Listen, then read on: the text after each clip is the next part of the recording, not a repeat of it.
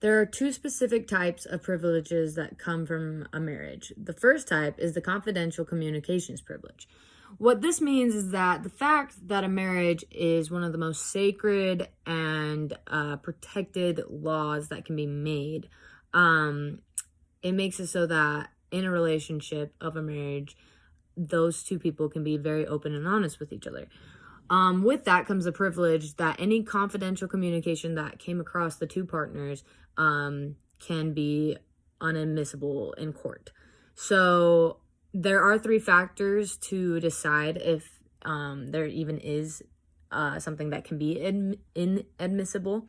So basically, they have to be legally married when the communication is made between them for the privilege to be accepted.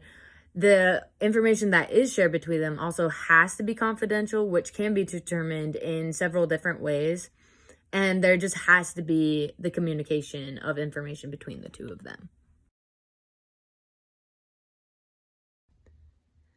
Confidential communications can be waived if both of the spouses agree. It can also be automatically waived if the testifying spouse is the victim of the crime. The second form of privilege from a marriage is the spousal testimony privilege. Now, this form of privilege is a lot more broader when it comes to this privilege as far as comparing it to the confidential communications privilege.